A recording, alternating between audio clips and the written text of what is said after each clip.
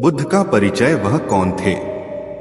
बुद्ध दुनिया के सबसे बड़े धर्मों में से एक बौद्ध धर्म के संस्थापक थे। बुद्ध एक बुद्धिमान और दयालु व्यक्ति थे। उन्होंने लोगों को विपरीत परिस्थितियों से मुकाबला करना सिखाया। बचपन में उन्हें सिद्धार्थ गौतम कहा जाता था।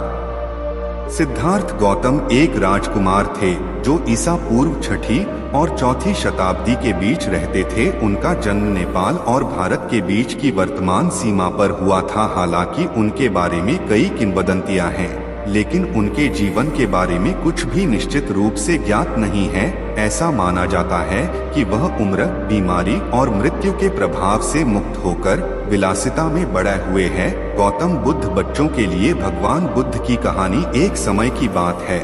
कपिलवस्तु नामक स्थान पर राजा शुद्धोदन और रानी महामाया रहते थे। रानी महामाया ने लुम्बिनी गार्डन में एक प्यारे से बच्चे को जन्म दिया जिसका नाम सिद्धार्थ रखा गया। दुख की बात यह है कि जन्म देने के 7 दिन बाद रानी की मृत्यु हो गई। जब सिद्धार्थ बड़े हुए तो काला देवला नाम के एक बुद्धिमान व्यक्ति ने राजा को सूचित किया कि वह ऐसी चीजें देखेंगे जो उन्हें दुखी कर देंगी और उन्हें जंगल में भागने के लिए प्रेरित करेंगी। परिणामस्वरूप राजा ने सिद्धार्थ को कभी भी शाही दीवारों से बाहर नहीं जाने दिया। सिद्धार्थ एक प्रतिभाशाली और हंसमुख युवक था जो दयालु और देखभाल करने वाला था।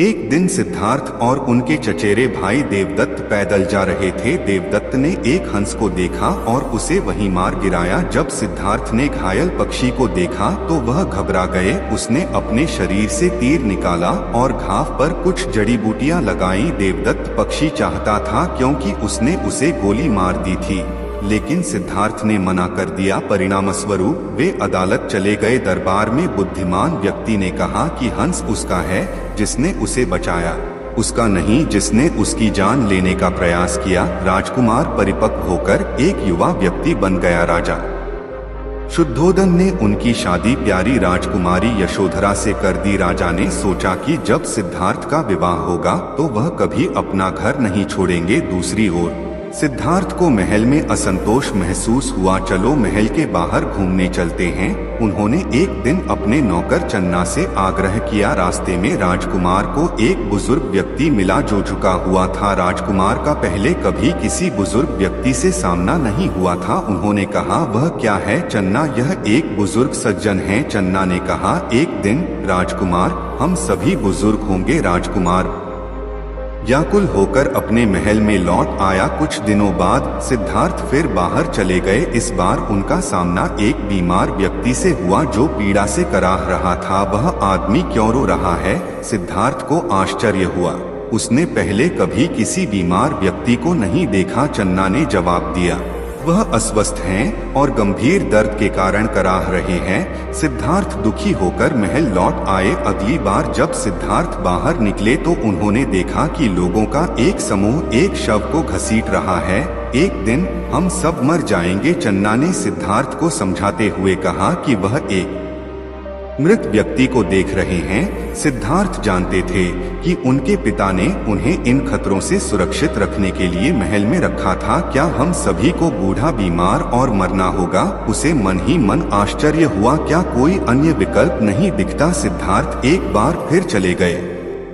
इस बार उसने एक आदमी को देखा जिसका सिर मुंडा हुआ था, नारंगी वस्त्र थे और उसके हाथ में एक कटोरा था। वह आदमी अच्छे मूड में लग रहा था। वह आदमी कौन है? उसने चन्ना से पूछताछ की। वह एक समझदार आदमी है जो सब कुछ त्याग कर खुशी की तलाश में जंगल में चला गया था। चन्ना ने कहा। सिद्धार्थ ने जो कुछ देखा था उस पर विचार किया। इसके बाद उन्होंने खुशी की तलाश में घर छोड़ने का फैसला किया। इसलिए एक रात जब उनकी पत्नी और पुत्र राहुल सो रहे थे, सिद्धार्थ चुपचाप अपने समर्पित सेवक चन्ना के साथ महल से चले गए। वे अनोमा नदी तक पहुंचने तक साथ साथ चले। सिद्धार्थ ने वहां अपने शाही वस्त्र उतार दिए। उन्होंने चन्ना को महल लौटने के लिए अपने कपड़े और अपना घोड़ा सौंप दिया। फिर उसने नारंगी रंग का वस्त्र पहना, अपने लंबे बाल मुंडवाए और एक कटोरा पकड़कर बाहर चला गया। क्या आप खुशी का रास्ता जानते हैं? सिद्धार्थ ने मिलने वाले प्रत्येक व्यक्ति से पूछताछ की। हालांकि